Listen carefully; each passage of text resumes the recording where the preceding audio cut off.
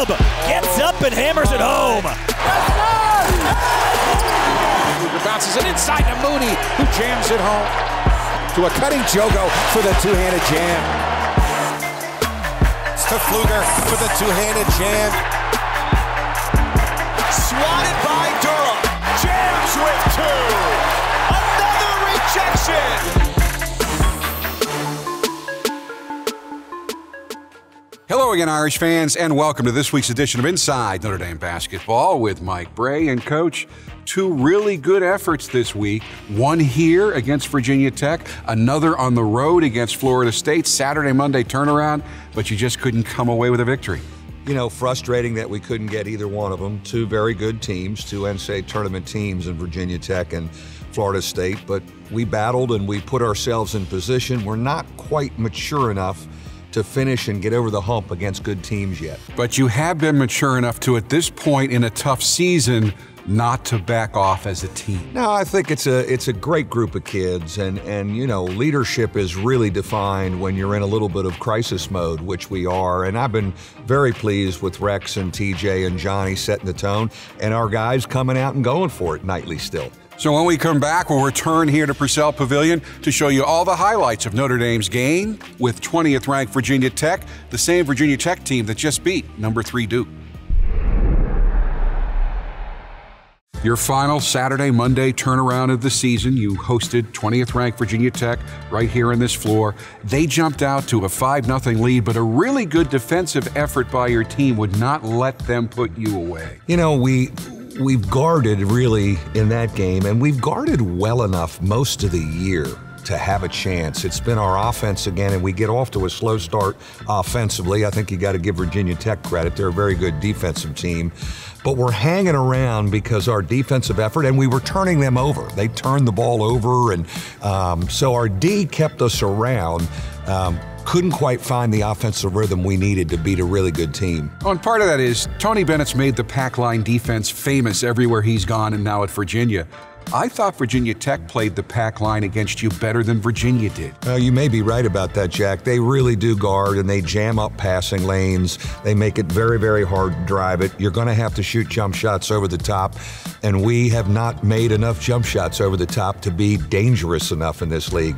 One of your goals in this game was to really ramp up how you attack the basket, and it worked.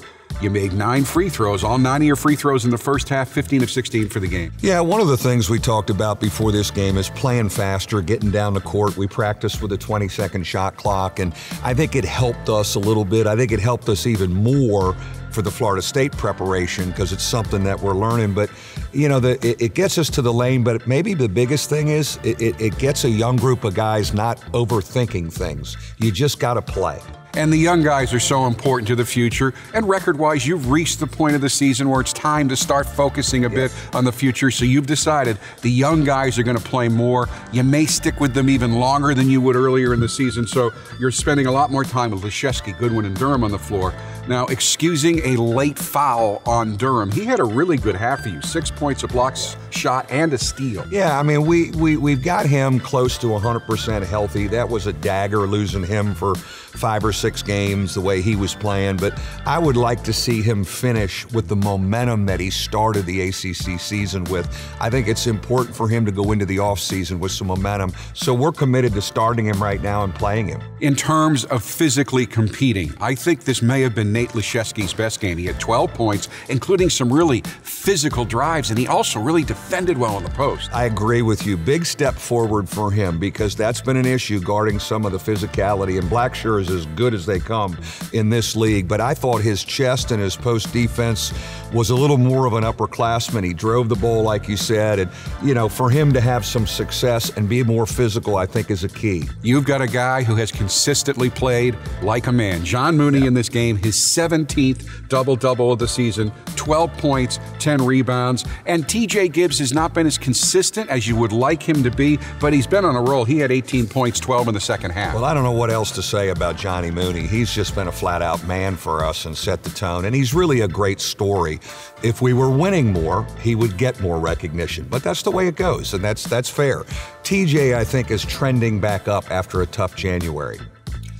Prentice Hub, he's also a guy you need for the future. He's playing better and better every game. 7 assists in this game. Just the 4th freshman in your tenure to go over 100 assists as a freshman, but I also like his demeanor. You want Notre Dame guys to be gentlemen off the court, but on the court, he gives as good as he gets. He really has a swagger. He believes, he's not afraid, and he has thoroughly taken over quarterbacking our team even as a freshman. His voice, his running of the team, it's his team. I'm very pleased with where he is at. Is Hub better when he attacks the basket? Because I've noticed when he gets a couple of driving layups, the 3 starts to go down as well. I think there's no question there's a correlation there, and one of the reasons we have put the 20-second shot clock kind of philosophy in is it makes him push the ball and get to the lane quicker, and I think it's going to help him overall. Your guys never folded in this game. You kept the Tech lead to single digits for most of the second half, but one area that was disappointing and really hurt you, you got out-rebounded 49-27. Yeah, they really beat us up on the board, and I thought their speed and strength beat us to the offensive board, which was a key. We would get that first miss, but we couldn't control it and couldn't rebound it. And that's been a little bit of a problem for us throughout the year, but was a glaring problem in the Tech game. Well, the Irish didn't have a lot of time to worry about their 67-59 loss to Virginia Tech because they had to get on the road on Sunday and head down to Tallahassee to take on 18th-ranked Florida State, a team that had only lost 1 game on their home floor all year to Duke. All of those highlights are coming up right after this timeout. It has been the story of your season. You finally settle on a starting lineup, and then you lose Nick Jogo to an injury, a shoulder injury in the Tech game, so you have to switch things up again for Florida State. Well, and it was tough luck with Nick, and we're dealing with his shoulder situation right now. But the silver lining is it allowed me to get Juwan Durham back in the starting lineup, where he was before his injury, and get him 24 minutes and get him into more of a consistent rotation. And certainly a good team to get another big guy in there because State is so big. They are big, and they are athletic, and they are coming at you physically. And I was thrilled with how we played, and I thought, Jack, the tempo that we wanted and have been working on, we saw that in that game. We were moving and getting down the floor. Right from the beginning of the game. And DJ Harvey, it helps him. He scores your first 7 points. You take the lead 3 times in the first 5 minutes. Yeah, I really think Harvey, Hub, and Gibbs benefit from this quicker tempo. We get down, we don't think, we get to the lane, and again, we got off to the ultimate good start against a good team on the road. Harvey ends up scoring 11 in that first half. Prentice Hub scores 10 in the first half on a couple of threes and a couple of really aggressive, impressive drives. Again, the tempo is forcing Hub to get it down the floor quick, and he's getting into the lane and making plays. It's helping him, it's helping us. State did make that run late in the half, but one of the reasons you were tied is, here's that name again, John Mooney scores your last 6 points. He's become a big guy who is reliable to go. It's usually a guard's role, but he's a big guy that finds a way to score when you really need it. He really does. He has answered every bell, whether we throw it to him in the post, shooting the jump shot, on the backboard. He's become a better defender. He has just become, as he goes into his senior year, an All-American candidate next year when he returns. Now you start the second half on a 12-4 run to take an 8-point lead, and your team sent the message they were not going to back down regardless of how much pressure Florida State put on you or how physical the game became, and it was a really physical game. It did become a little physical. We could have used a hand check or 2 on the road, but we know how that goes. But I loved our, we got that thing to 8. And, the play that sticks in my mind is that Nate had a 3 across from our bench to get it to 11.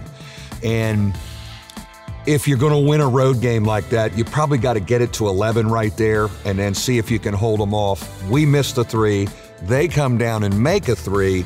And kind of the momentum swings after that. You were still hanging around late, though. A little over a minute left when Terrence Mann, spectacular put-back jam that would have been a knockout punch for most, but a minute later, John Mooney with a driving, flying dunk, and you have it within 2 inside of a minute. We've been there before, at North Carolina, at Virginia, good teams on the road where we put game pressure on them. We fouled, and we couldn't get the steal after cutting it to 2, and they made free throws to escape. But again, I love the demeanor we played with, and I think the tempo that we played with helped our demeanor be a little more confident and a little more downhill and not thinking. So it was an aggressive effort for 40 minutes in Tallahassee. Ended up being a 68-61 loss, but it did have a lot of hope for the future in it. And when we come back, we're going to take a look at two of the reasons for that hope. Two guys from D.C. who played a huge role in this game, DJ Harvey and Prentice Hub. We'll dive into their play against Florida State right after this timeout. Earlier this season, Notre Dame honored the man who was the player who paved the path for basketball players from the Washington, D.C. area to Notre Dame, a path that came to be known as the D.C. Pipeline.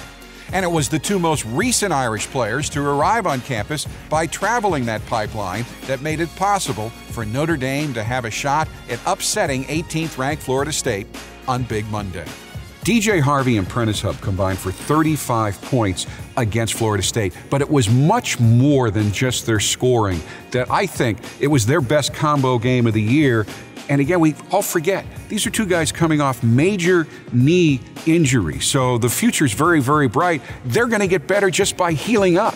Well, I'm looking forward to them having a summer of not rehabbing an injury, but actually working on their game and their strength training. You know, that's going to be important for them. But that was encouraging because we feel they're both very gifted. Obviously, they're both very young and inexperienced, but I thought they played with a swagger the other night, and I hope we can continue that down the stretch. I went nuts on one play DJ made, the mid-range jumper. I screamed, I love it, because I don't think anybody can stop that shot. Well, he is a very good mid-range shooter, and we try and get him touches and shots there. But you're right. I mean, he does not need to go into that traffic all the time. He can stop, and he's got the athletic ability to rise up over people, and that's a weapon for him. When Prentice Hub is aggressive, driving the ball early and has some success, he seems to relax then beyond the arc, and the shot from out there is just much more accurate. I agree with you. I think, you know, he's always been a guy that's been able to get to the bucket and get to the lane. He's got some athletic ability. He's got some craftiness around the basket. Again, this quicker tempo makes him get down the floor and take advantage of, you know, a 5-on-4 or a 4-on-3 situation early. We want him to continue playing like that. We've talked about the need to get to the point you can consistently make the plays in the closing minutes of games. These are two guys that are going to have to start doing that. How can they build on what they have done recently to get to that point? Yeah, we definitely could use that before this season ends, for those guys to make some plays down the stretch to win, especially against a top division team. You know, we've got Louisville coming up and Clemson, two NCAA tournament teams. I think if you could get, once you get a win against a good team, sometimes your confidence and your psyche changes altogether. Against Florida State, DJ Harvey scored 18 points and Prentice Hub 17 points, each 1 point off their respective career highs. Harvey added 2 rebounds, an assist, a steal, and a blocked shot. Hub grabbed a career-high 7 rebounds while dishing out 3 assists with 1 steal. These performances earned Harvey and Hub this week's Notre Dame Ticket Exchange, powered by Vivid Seats, Performance of the Week Award. Gibbs driving left side of the lane in the corner. Harvey 4-3. Got it! Hub dribbling to his left.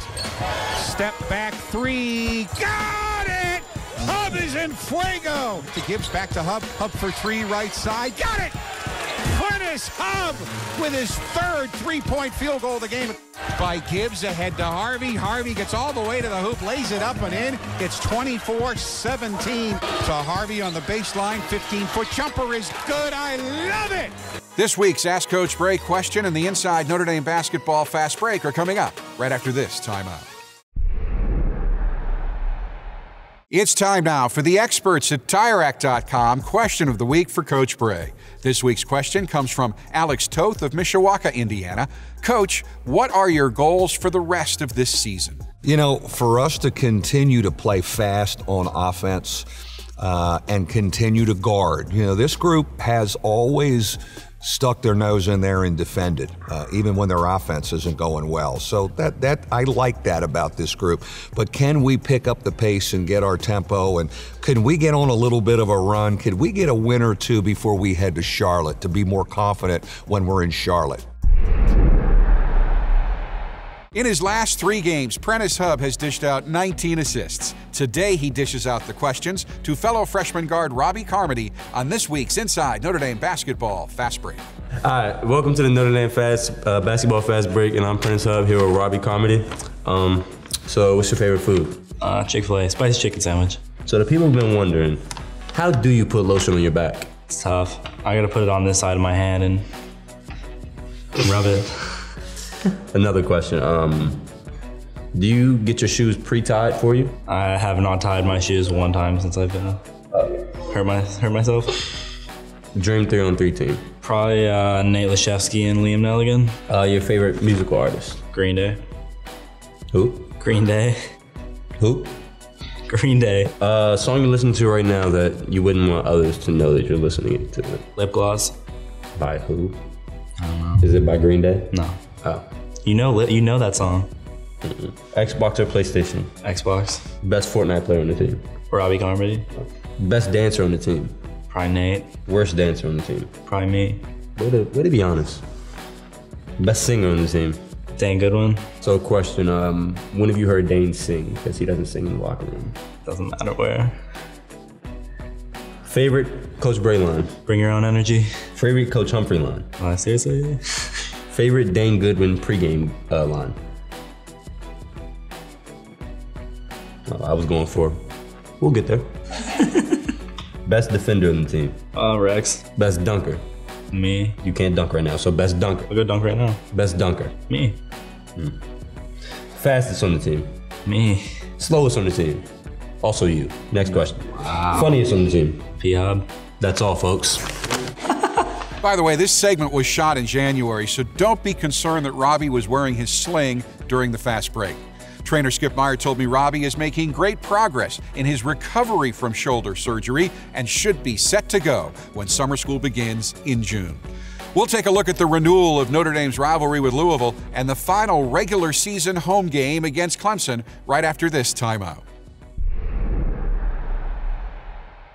It has been one of the most entertaining collegiate rivalries in all of college basketball since the mid-2000s. Here are some numbers. Since Notre Dame and Louisville became conference opponents in 2006, the two teams have played 18 times with the total point differential 2 points. Notre Dame has scored 1,350 points. Louisville has scored 1,348 points, with the Cardinals holding a 10-8 advantage in wins. And of course, as you remember well, 8 of the games have gone to overtime, including last year's meeting. It's really been amazing how the games have been great. And I know it because obviously Louisville fan base is rabid. And when I run into them, all they want to talk about is Notre Dame games and all the games. So we expect another crazy one in the Center on Sunday. And then you're coming home here for a 9 p.m. Wednesday game, final regular season home game of the year against an athletic, talented Clemson team that is fighting for a bid. And Clemson is old and tough and really guards you. An amazing challenge for us. And, you know, it'd be great for us, for our fans, to get them a win. You know, they have watched us and been so great with us, supporting us. But we haven't won enough here. You know, it'd be great to finish with a win in this building. We hope when we come back next week that we will be showing you at least one, if not 2 victories. All the highlights of the Louisville and Clemson games will be right here next week. Until then, for Coach Brey, I'm Jack Nolan. Thank you so much for watching, and as always, go Irish. Inside Notre Dame Basketball is presented by TireRack.com and brought to you by Team Notre Dame partners, Coca-Cola, Under Armour, and Gatorade. Inside Notre Dame Basketball is also brought to you by Vivid Seats, Canon, Xfinity, Nissan, Notre Dame Federal Credit Union, and SiriusXM.